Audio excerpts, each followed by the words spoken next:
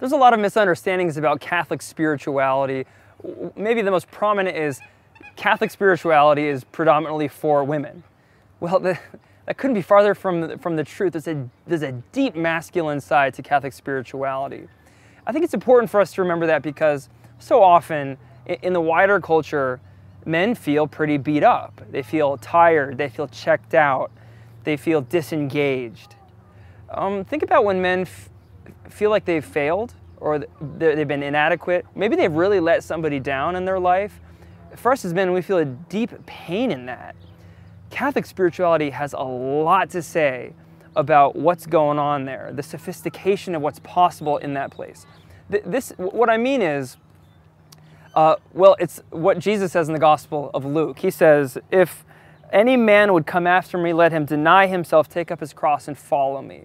The way of the cross, right? That's the center of our spirituality as Christians and as Catholics. Jesus describes what taking up your cross looks like. It means losing your life for his sake, and in that, finding it. How many men often feel like they don't know what they're doing, they feel like they're not good enough, they've lost their life, they've tried to find their life, and all these other things, maybe success or pleasure or good reputation or whatever, those are all good things, but that leads to this deflation. Catholic spirituality in its best masculine forms is about finding your life in this way of the cross. The movie Bella shows this in this really beautiful way. It's the story of a guy named Jose who in one day moves from this place of being deflated, thinking he's not good enough, tired, exhausted, and then in this encounter he has with this young woman named Nina, who has a lot of difficulties of her own, he finds his life. He does it with her because her struggles are she's lost her job, she has an unexpected pregnancy, and she's considering an abortion. He takes up the cross. In this case, it's her own burden, her sense of isolation and being uncared for, her fear about the future. He moves into that, and they just have this beautiful day to get together. See the movie. I'll spare you all the details of what that's like. At the end of the movie, he's moved out of this, in this place of weakness and feeling not good enough. He said yes to the call to love somebody else, and he lays down his life for her, and experiences this, this life. He finds his life.